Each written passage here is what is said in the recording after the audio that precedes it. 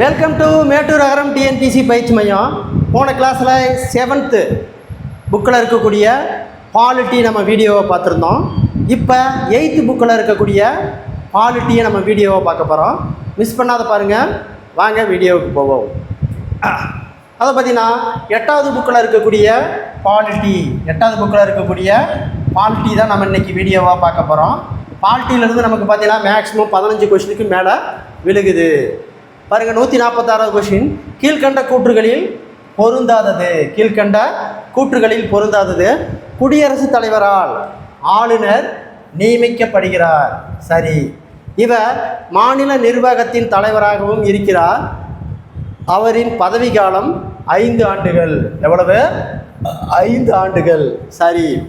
3, எனினும் பதவிக்காலம் முடியும் முன்பாகவே அவரை பதவியிலிருந்து குடியரசுத் தலைவர் நீக்கலாம் அல்லது தானாகவே தனது பதவியை ஆளுநர் ராஜினாமா செய்யலாம். சரி. அடுத்து பார்த்துங்க, ஆளுநரின் பதவிக்காலம் நீடிக்கப்படலாம் அல்லது வேறு மாநிலத்திற்கு பணியிட மாற்றம் செய்யப்படலாம். சரி. மாநில அரசாங்கம் ஆளுநர் பதவியிலிருந்து நீக்கலாம். மாநில அரசாங்கம் ஆளுநரை பதவியிலிருந்து நீக்கலாம். தவறு. அப்போ இதில் பொருந்தாதது ஆன்சர் டி. அடுத்து பாருங்கள், கொஸ்டின் நம்பர் 147. பாருங்கள், கூற்று. குடியரசுத் தலைவர் மாநில ஆளுநரை நியமிக்கும் போது மத்திய அமைச்சரவையின் ஆலோசனைப்படி செயல்படுகிறார். மேலும் தொடர்புடைய மாநில அரசையும் கலந்து ஆலோசிக்கிறார். சரி. காரணம், ஒருவர் ஆளுநராக அல்லது சொந்த மாநிலத்திலும் நியமிக்கப்படுகின்றன. சொந்த மாநிலத்திலேயே நியமிக்கப்படுகிறார். தவறு. ஓகேங்களா? அப்போ கூற்று 1 சரி, காரணம் தவறு. ஒவ்வொரு ஆளுநரும் அவருடைய சொந்த மாநிலத்தில் போடவே மாட்டாங்க. அடுத்தது, ஒரு மாநிலத்தின் தலைமை நிர்வாகி ஆளுநர். முதலமைச்சரையும் அவரது ஆலோசனையின் பேரில் ஏனைய அமைச்சர்களை நியமிப்பவர் ஆளுநர். ஆன்சர் பி, ஆளுநர். 150வது கொஸ்டின். மாநில அரசின் தலைமை வழக்கறிஞர் மாநில அரசு பணியாளர் தேர்வாணையத்தின் தலைவர் மற்றும் உறுப்பினர்களை நியமனம் செய்பவர் ஆளுநர். ஆன்சர் பி, ஆளுநர். அடுத்த பிறகு கொஸ்டின் நம்பர் 155. ஆளுநரின் அறிக்கையின்படி குடியரசுத் தலைவர் அரசியலமைப்பு சட்டப்பிரிவு டேஸை பயன்படுத்தி ஒரு மாநிலத்தில் குடியரசுத் தலைவர் ஆட்சியை ஏற்படுத்துகிறது. எது? 356 பயன்படுத்தி ஒரு மாநில குடியரசுத் தலைவர் ஆட்சியை ஏற்படுத்துகிறது. அடுத்து பாருங்கள், கொஸ்டின் நம்பர் 152. Question number 152. ஒரு மாநிலத்தில் உள்ள பல்கலைக்கழகங்களின் வேந்தராக செயல்படுபவர் ஆளுநர். சட்டப்பேரவையில் பண மசோதாவை அறிமுகப்படுத்த யாருடைய ஒப்புதல் தேவை? சட்டப்பேரவையில் பண மசோதாவை அறிமுகப்படுத்த யாருடைய ஒப்புதல் தேவை? ஆளுநருடைய ஒப்புதல். 154. மாநில சட்ட மேலவைக்கு அறிவியல், இலக்கியம், கலை, சமூக சேவை, கூட்டுறவு இயக்கம் ஆகிய துறைகளில் சிறப்பாக பங்கேற்றிய அறிஞர்களில் டேஸ் பங்கு அளவிற்கு பிரதித்துவ அடிப்படையில் நியமிக்கிறார். 6ல் 1 பங்கு. அதாவது சட்ட மேலவைக்கு மாநில அரசின் எதிர்பாராத செலவின நிதி யாருடைய கட்டுப்பாட்டில் மட்டுமே இருக்கும்? ஆளுநர். ஓகேங்களா? அதாவது மாநிலத்தில் ஆளுநர். ஆன்சர். 156. முதலமைச்சர் பதவி ஏற்கும்போது சட்டமன்ற உறுப்பினராக இல்லாவிட்டில் டேஸ் மாதத்திற்குள் சட்டமன்றத்தில் உறுப்பினராக தேர்ந்தெடுக்கப்படுதல் வேண்டும். எத்தனை மாதம்னா? 6 மாதம். ஆன்சர் 6 மாதம். அடுத்து பாருங்கள், ஈரவை சட்டமன்றம் கொண்ட மாநிலங்களில் பொருந்தாதது. அப்போ ஈரவை சட்ட மாநிலங்களை கொண்டதில் பொருந்தாதது. ஆந்திர பிரதேசம், பீகார், தெலுங்கானா இது மூணுலையுமே ஈரவை சட்டமன்றம் இருக்குது. தமிழ்நாட்டில் மட்டும் இல்லை. Answer D. ஈரவை சட்டமன்றம் இல்லாத மாநிலம் தமிழ்நாடு. அடுத்து பாருங்க கொஸ்டின் நம்பர் 158. ஒரு மாநிலத்தின் சட்டமன்ற மேலவையில் குறைந்தபட்ச உறுப்பினர்களின் எண்ணிக்கை 40. ஒரு மாநிலத்தின் சட்டமன்ற மேலவையில் அதிகபட்ச உறுப்பினர்களின் எண்ணிக்கை 3/1. 160 கொஸ்டின் பாருங்க. ஒரு மாநிலத்தின் சட்டமன்ற மேலவை உறுப்பினர்களின் மாவட்ட பஞ்சாயத்து நகராட்சி உறுப்பினர்கள் சட்டமன்ற உறுப்பினரால் தேர்ந்தெடுக்கப்படும் உறுப்பினர்களுடைய பங்கு 3/1. அடுத்து பாருங்க 161 கொஸ்டின். ஒரு மாநிலத்தின் சட்டமன்ற மேலவை உறுப்பினர்களால் பட்டதாரி யாரு? பட்டதாரி இடைநிலை பள்ளி ஆசிரியர், கல்லூரி, பல்கலைக்கழக ஆசிரியரால் தேர்ந்தெடுக்கப்படும் பங்கு 12/1. 12/1. 2 ஆண்டிற்கு ஒரு முறை ஓய்வு பெறும் சட்ட மேலவை உறுப்பினர்களின் எண்ணிக்கை. அப்போ 2 ஆண்டுக்கு ஒரு முறை ஓய்வு பெறும் சட்ட மேலவை உறுப்பினருடைய எண்ணிக்கை 3/1. 3/1. அடுத்த கொஸ்டின் நம்பர் 163. சட்ட மேலவையின் உறுப்பினருடைய பதவி காலம். சட்ட மேலவை உறுப்பினர்களின் பதவி காலம் 6 ஆண்டுகள். சட்ட மேலவை உறுப்பினருடைய பதவி காலம் 6 ஆண்டு. சட்ட மேலவை உறுப்பினருடைய பதவி காலம் 6 ஆண்டு. சட்ட மேலவையின் உறுப்பினராவதற்கு வயது வரம்பு 30. வயது வரம்பு 30. அடுத்து பாருங்க, சட்டமன்ற கீழவை அதாவது எம்எல்ஏ தேர்ந்தெடுக்கப்படும் வயது வரம்பு 25. சட்டமன்ற கீழவையில் அதிக உறுப்பினர்களின் எண்ணிக்கை 500. சட்டமன்ற கீழவையில் குறைந்தபட்ச அது அதிகபட்ச உறுப்பினர் எண்ணிக்கை 500, குறைந்தபட்ச உறுப்பினருடைய எண்ணிக்கை 60. தமிழகத்தின் எத்தனை தொகுதிகளில் தமிழகத்தின் எத்தனை தொகுதிக்கு அதிக பெரும் கட்சி ஆட்சியை அமைக்க முடியும்? 118 தொகுதி. 118 தொகுதி. ஒரு மாநிலத்தில் உயரிய நீதி அமைப்பாக விளங்குவது உயர் நீதிமன்றம். அதாவது பார்த்திங்கன்னா மாநிலத்தில் ஒரு மாநிலத்தின் உயரிய நீதி அமைப்பாக டேஸ் விளங்குகிறதுனா உயர் நீதிமன்றம். அடுத்து பாருங்கள் 170 கொஸ்டின். கீழ்கண்ட கூற்றுகளை ஆராய. குடியரசுத் தலைவர் உச்ச நீதிமன்ற தலைமை நீதிபதிகளையும் மாநில ஆளுநரையும் கலந்து ஆலோசித்து உயர்நீதிமன்ற தலைமை நீதிபதியை நியமனம் செய்கிறார். சரி. உயர்நீதிமன்ற நீதிபதியாக இந்திய குடிமகனாக இருத்தல் வேண்டும். அப்போ உயர்நீதிமன்ற நீதிபதியாக இந்திய குடிமகனாக இருத்தல் வேண்டும். சரி. இந்தியாவில் 10 ஆண்டுகள் காலம் வரை 10 ஆண்டு காலம் நீதித்துறை அலுவலராக பணியாற்றியிருக்க வேண்டும். அப்போ இந்தியாவில் 10 ஆண்டு காலம் நீதித்துறை அலுவலராக பணியாற்றி இருக்க வேண்டும். சரி. 1 அல்லது அதற்கு மேற்பட்ட உயர்நீதிமன்றங்களின் வழக்கறிஞராக குறைந்தபட்சம் 10 ஆண்டுகள் அனுபவம் பெற்றிருக்க வேண்டும். அப்போ இதில் இருக்கிறது எல்லாமே சரி. ஆன்சர் டி, அனைத்தும் சரி. பாருங்கள். அடுத்தது உயர்நீதிமன்ற நீதிபதி ஓய்வு பெறும் வயது. உயர்நீதிமன்ற நீதிபதி ஓய்வு பெறும் வயது 62. மாவட்ட நீதிபதிகள் யாரால் நியமனம் செய்யப்படுகின்றன? ஆளுநர். மாநில அமைச்சரவை குழுவின் தலைவர்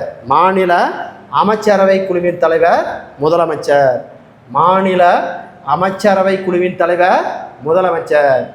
அடுத்து பாருங்க கொஸ்டின் நம்பர் 174. மாநில சட்டமன்ற கூட்டத்தை கூட்டவும் ஒத்திவைக்கவும் அதிகாரம் பெற்றவர். மாநில சட்டமன்ற கூட்டத்தையும் கூட்டவும் ஒத்திவைக்கவும் அதிகாரம் பெற்றவர் ஆளுநர். 175 கொஸ்டின் பாருங்க. உயர்நீதிமன்ற நீதிபதிகளை நியமிக்கும் பங்கு பெறாதவர் யார்? அப்போ உயர்நீதிமன்ற நீதிபதிகளை நியமிப்பதில் பங்கு பெறாதவர் முதலமைச்சர். மீதி எல்லாமே பங்கு பெறுவாங்க. ஆளுநர், உயர்நீதிமன்ற தலைமை நீதிபதி, குடியரசுத் தலைவர். பங்கு பெறாதவர் முதலமைச்சர். அடுத்து பாருங்க 176வது கொஸ்டின்.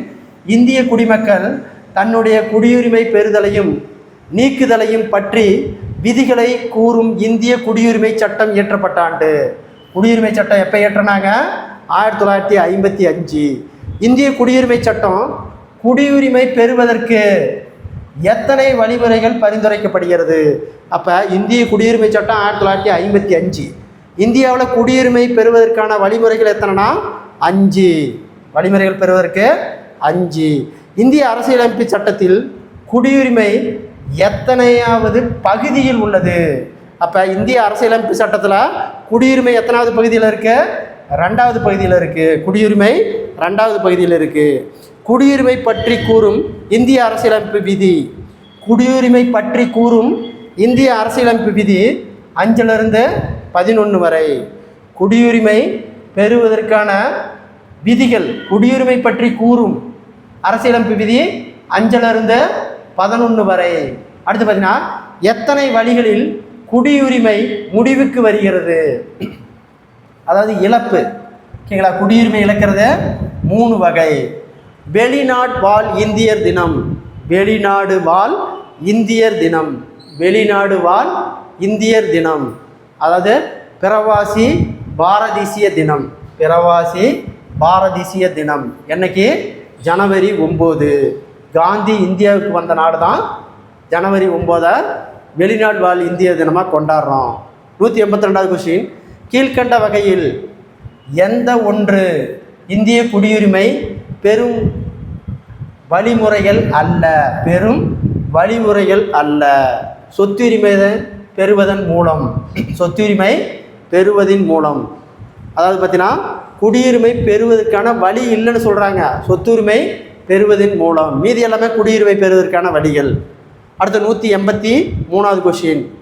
இந்தியா பல்வேறு நம்பிக்கைகளை சமமான போற்றி மதிக்கப்படும் இடமாக இருப்பதோடு ஒரு தேசிய கண்ணோட்டத்தை கொண்டிருக்கிறது என்று கூறியவர் ஜவஹர்லால் நேரு. Answer D. பாருங்க, செக்குலரிசம். செக்குலரிசம் என்ற பதத்தை உருவாக்கியவர் George Jacob Holyoake. George Jacob ஹோல்யோ.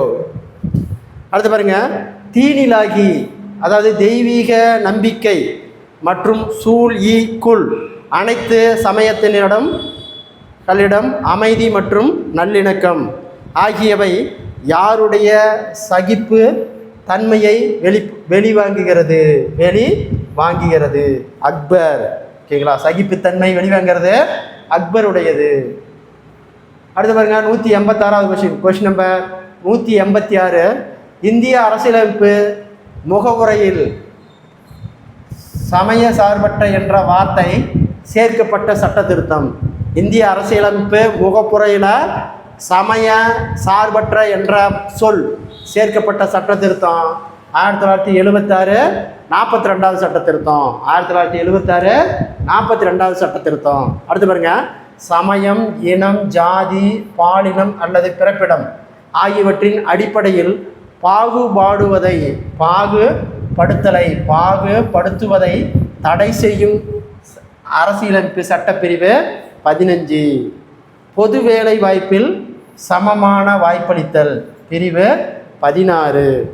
எந்த ஒரு சமயத்தினையும் ஏற்கவும் பின்பற்றவும் பரப்பும் உரிமை வழங்கும் இந்திய அரசியலமைப்பு சட்டப்பிரிவு 25 பிரிவு. அதாவது பார்த்தீங்கன்னா எந்த சமயத்தையும் எந்த இதையும் பரப்புவதற்கான உரிமை இந்திய அரசியலமைப்பினுடைய சட்டப்பிரிவு 25. சமய விவகாரங்களை நிர்ணயிக்கும் சுதந்திரம் பிரிவு 16. பிரிவு 16. அடுத்து பாருங்கள் 191வது கொஸ்டின் நம்பர் 191. எந்த ஒரு குறிப்பிட்ட சமயத்தையும் ஆதரிக்க அரசானது எந்த ஒரு குடிமகனையும் வரி செலுத்துமாறு வற்புறுத்தக்கூடாது. வரி செலுத்துமாறு வற்புறுத்தக்கூடாது பிரிவு 28. பிரிவு 28. 192வது கொஸ்டின். சில கல்வி நிறுவனங்களில் மதம் சார்ந்த நடைபெறும் சமய போதனைகள் அல்லது சமய வழிபாடு நிகழ்ச்சிகளில் கலந்து கொள்ளாமல் இருக்கும் உரிமை பிரிவு 28. அடுத்து 193வது கொஷின், அரசு உதவி பெறும் கல்வி நிறுவனங்களில் பாகுபாடு கட்டை தடை பிரிவு 29(2). அடுத்து பாருங்கள் 194, இஸ்லாம் இந்து சமயம் உள்ளிட்ட பல்வேறு சமயங்களை சார்ந்த கூறுகள் தன் கல்லறையில் இடம் வேண்டுமென வலியுறுத்தியவர். கல்லறையில் இடம்பெற வேண்டும் என வலியுறுத்தியவர் அக்பர். யார்? அக்பர். அடுத்த கொஸ்டின் நம்பர் 195, சமய சார்பின்மை என்பது எந்த சமயத்தையும் சார்ந்த குடிமகனும் சகிப்புத்தன்மை, அமைதியாக இணக்கமாக வாழ்தல். Answer C. அடுத்து பாருங்க கொஸ்டின் நம்பர் 196, இந்திய அரசியலமைப்பின் முகவுரை திருத்தப்பட்ட ஆண்டு. இந்திய அரசியலமைப்பில் முகவுரை திருத்தப்பட்டது 1976. பின்வருவனவற்றுள் எது இந்தியாவை சமய சார்பற்ற நாடாக விளக்குகிறது? அரசியலமைப்பினுடைய முகவுரை. சமய சுதந்திர உரிமை எதனுடன் தொடர்புடையது? சமய சுதந்திர உரிமை எதனுடன் தொடர்புடையது? அடிப்படை உரிமைகள். ஐக்கிய நாடுகள் சபை உருவாக்கப்பட்ட ஆண்டு. ஐக்கிய நாடுகள் சபை உருவாக்கப்பட்ட ஆண்டு 1945 அக்டோபர் 24. 1945 அக்டோபர் 24. உலக மனித உரிமை தினம் டிசம்பர் 10. உலக மனித உரிமை தினம் டிசம்பர் 10. உலக மனித உரிமைகள் பிரகடனம் நிறைவேற்றப்பட்ட ஆண்டு 1948. 1948. அடுத்து பாருங்க, மனித உரிமைகள் பிரகடனத்தின் இடம்பெற்றுள்ள மொத்த சட்டப்பிரிவுகள் 30. மனித உரிமைகள் பிரகடனத்தில் இடம்பெற்றுள்ள மொத்த சட்டப்பிரிவுகள் 20 இல்லை 30. மனித உரிமைகள் பிரகடனத்தில் இடம்பெற்றுள்ள மொத்த சட்டப்பிரிவுகள் 30. இந்தியாவின் தேசிய மனித உரிமை ஆணையம் எப்பொழுது நிறுவப்பட்டது? 1993 அக்டோபர் 12 தான் இந்தியாவில் தேசிய மனித உரிமை உருவாக்கப்பட்டது. தேசிய மனித உரிமை ஆணையத்தின் எங்கு அமைக்கப்பட்டது? எங்கு அமைந்துள்ளது? டெல்லி. தேசிய மனித உரிமை ஆணையத்தின் தலைவரை நியமிப்பவர் குடியரசுத் தலைவர். தலைவரை நியமனம் செய்பவர் குடியரசுத் தலைவர். அடுத்து கொஸ்டின் நம்பர் 206, கீழ்கண்ட கூற்றுகளை ஆராய. தேசிய மனித உரிமை ஆணையத்தின் தலைவரின் பதவிக்காலம் 5 ஆண்டு அல்லது 70 வயது வரை. சரி, 5 ஆண்டு அல்லது 70 வயது வரை. சரி. தேசிய மனித உரிமை ஆணையத்தின் தலைவராக ஓய்வு பெற்ற இந்திய உச்சநீதிமன்ற தலைமை நீதிபதி நியமிக்கப்படுகிறார். சரி. தேசிய மனித உரிமை ஆணையத்தின் ஒரு தலைவர் மற்றும் 5 உறுப்பினர்களை கொண்டது. ஓகேங்களா?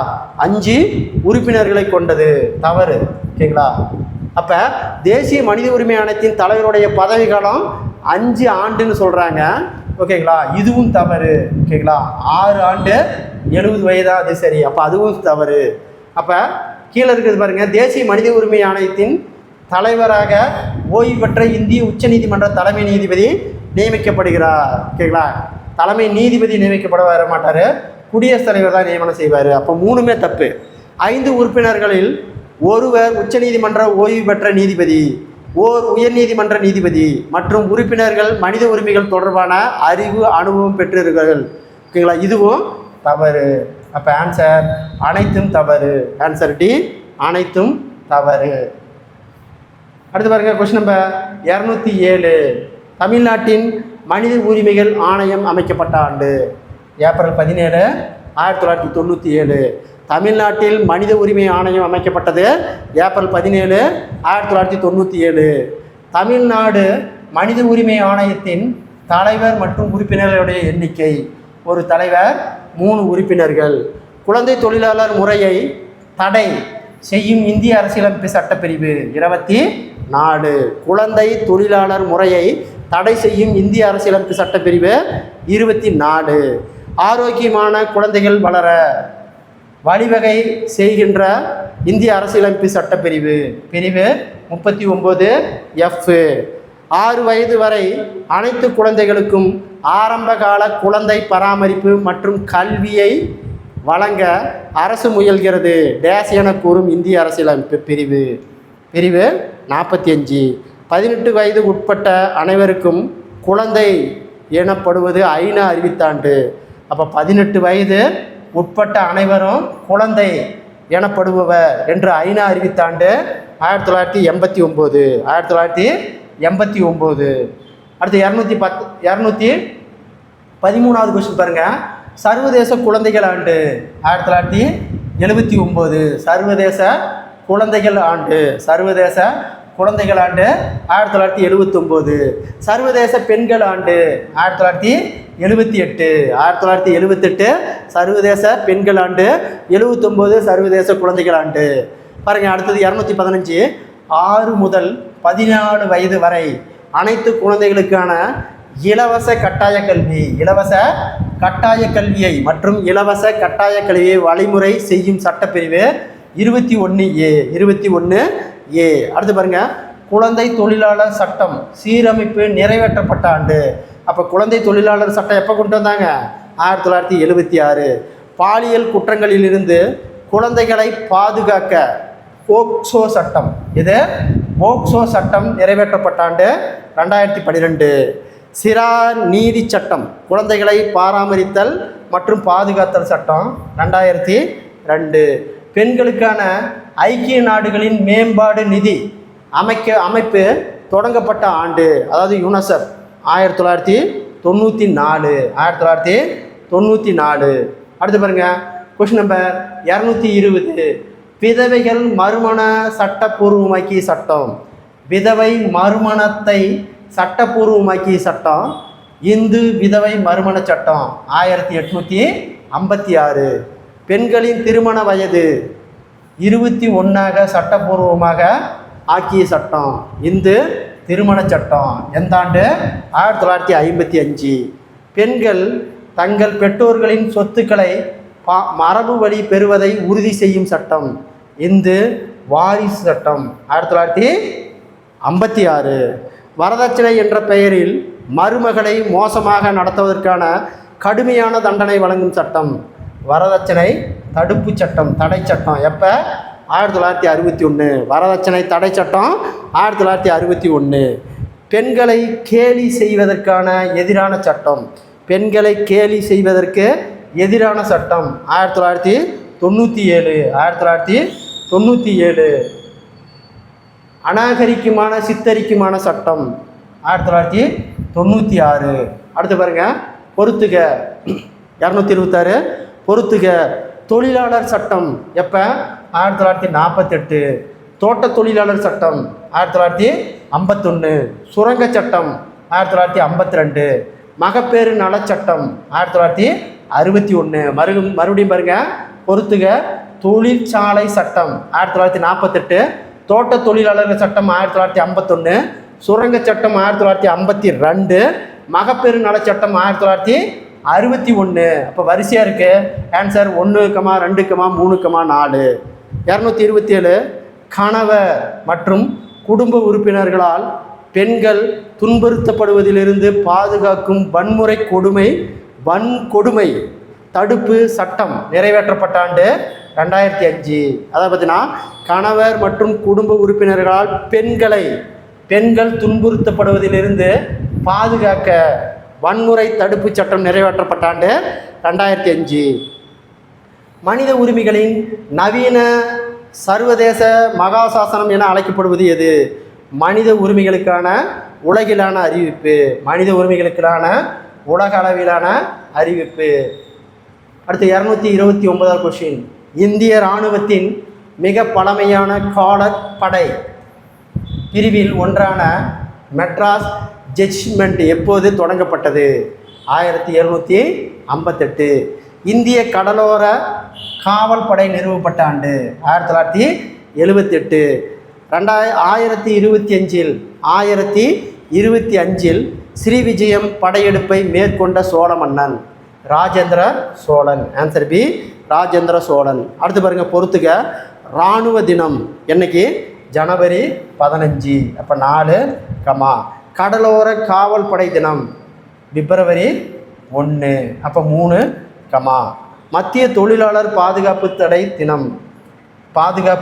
தினம் மார்ச் 10, 2, விரைவு அதிரடி படை தினம் அக்டோபர் 7 1. மறுபடியும் பாருங்க, இராணுவ தினம் ஜனவரி 25, கடலோர காவல் படை தினம் பிப்ரவரி 1, மத்திய தொழிலாளர் பாதுகாப்பு படை தினம் மார்ச் 10, விரைவு அதிரடி படை தினம் அக்டோபர் 7. அப்போ answer 4,3,2,1. Answer C. Answer C. அடுத்து பாருங்க, கொஸ்டின் நம்பர் 233. இந்திய கடற்படை தினம். இந்திய கடற்படை தினம் டிசம்பர் 4. ஆயுதப்படைகள் கொடிநாள் டிசம்பர் 7. கொடிநாள் 7. அடுத்து பாருங்க, அணி சேராமை என்ற சொல் யாரால் உருவாக்கப்பட்டது? அணி சேராமை என்ற சொல் யாரால் உருவாக்கப்பட்டது? வி.கே. கிருஷ்ணமேனன். வி.கே. கிருஷ்ணமேனன். அடுத்து பாருங்க, பொறுத்துக்க. வடமேற்கு. வடமேற்கு பாகிஸ்தான், ஆப்கானிஸ்தான் இருக்குது. அதாவது இந்தியாவில் வடமேற்கு பகுதியில் என்ன இருக்குது? பாகிஸ்தானும் ஆப்கானிஸ்தானும் இருக்குது. அப்போ 2, வடக்கு சீனா, நேபாளம், பூட்டான். அப்போ 1, கிழக்கு யார் இருக்காங்க அப்படின்னு பார்த்தீங்கன்னா வங்கதேசம். அப்போ 4, தூர கிழக்கு மியான்மார்க்கு இருக்குது. அப்போ 3, மறுபடியும் பாருங்கள், வடமேற்கு பாகிஸ்தான் மற்றும் ஆப்கானிஸ்தான், வடக்கு சீனா, நேபாளம், பூட்டான், கிழக்கு வங்கதேசம், தூர கிழக்கு மியான்மார். அப்போ answer 2, 1, 4, 3. Answer C. Answer C. Chennai, Calcutta, Mumbai ஆகிய இடங்களில் நீதிமன்றங்கள் தொடங்க காரணமாக இருந்த சட்டம். அப்போ சென்னையில், கல்கத்தாவில், மும்பையில், ஓகேங்களா, ஆகிய இடத்துல நீதிமன்றங்கள் தொடங்குவதற்கான காரணம் அந்த ஒழுங்குமுறை சட்டம். ஆன்சர் பி, ஒழுங்குமுறை சட்டம். அடுத்து பாருங்க, கொஸ்டின் நம்பர், உச்சநீதிமன்றம் முதலாக நிறுவப்பட்ட இடம்.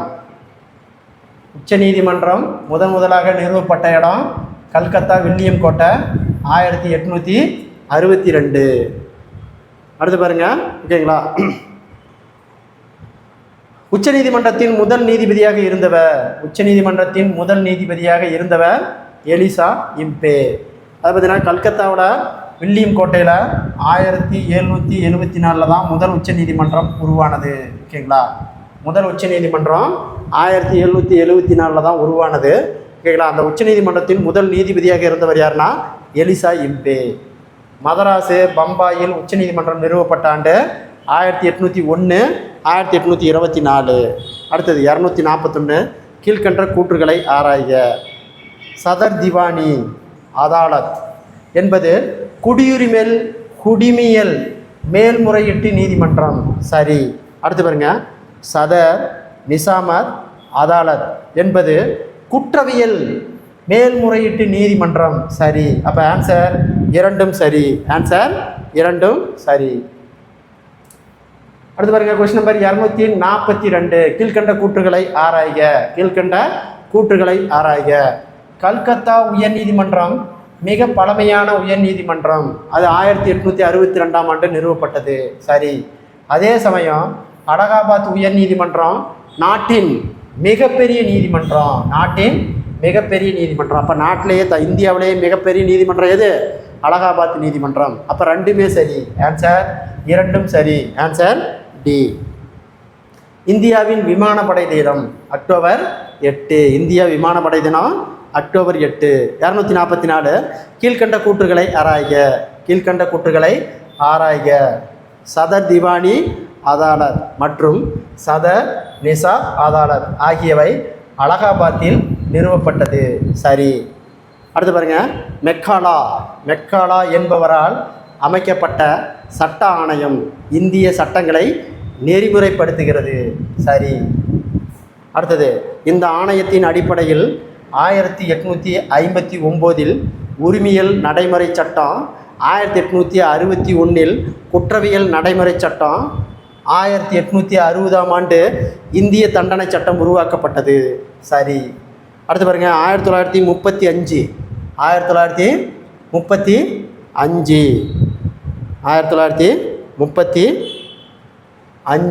இந்திய அரசு சட்டம் கூட்டாட்சி நீதிமன்றங்கள் உருவாக்கியது. சரி. அடுத்து பாருங்க, இந்திய நீதிமன்றம் 1950 ஜனவரி 28 தொடங்கப்பட்டது. அப்போ இந்திய உச்சநீதிமன்றம் 1950 ஜனவரி 28 தொடங்கப்பட்டது. அப்போ இதுவும் சரி. அப்போ ஆன்சர் அனைத்தும் சரி. அப்போ ஆன்சர் அனைத்தும் சரி. அடுத்து பாருங்க, கொஸ்டின் நம்பர் 245. இந்திய உச்சநீதிமன்றம் பற்றி கூறும் இந்திய அரசியலமைப்பு சட்டப்பிரிவு. அப்போ இந்திய உச்சநீதிமன்றம் பற்றி கூறும் இந்திய அரசியலமைப்பு சட்டப்பிரிவு 124. 124. அடுத்து பாருங்க, கொஸ்டின் நம்பர் 246. Question number 246. ஒரு சுதந்திரமான நீதித்துறை என்ற கருத்தை முன்மொழிந்த முதல் அரசியல் தத்துவஞானி மாண்டெக்ஸ்யூ. மாண்டெக்ஸ்யூ. அடுத்து 247. குற்றவியல் வழக்குகளை விசாரிக்கும் நீதிமன்றங்கள் எவ்வாறு அழைக்கப்படுகிறது?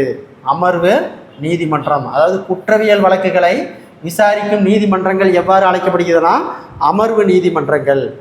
முதல் லோக் அதாலத், அதாவது முதல் லோக் அதாலத் மக்கள் நீதிமன்றம் எங்கு நடைபெற்றது? குஜராத். எந்த ஆண்டுன்னு கேட்டாங்கன்னா 1982. 249 கொஸ்டின். நீண்ட காலமாக நிலுவையில் உள்ள வழக்குகளை மற்றும் கீழ் நீதிமன்ற வழக்குகளை முடிவுக்கு கொண்டு வரும் நோக்கத்திற்கு தொடங்கப்பட்ட நீதிமன்றம் விரைவு நீதிமன்றம். எப்போ கொண்டு வந்தாங்கன்னா 2000. ஓகேங்களா. விரைவு நீதிமன்றம் எப்போ கொண்டாங்க? 2000. ஓகேங்களா. அடுத்து பாருங்கள், நீதிமன்றங்கள். நீதிமன்றங்கள் தொடங்கப்பட்ட ஆண்டு 2005. நீதிமன்றங்கள் தொடங்கப்பட்டது 2005. அடுத்து பாருங்கள், ஓகேங்களா. 251 கொஸ்டின்.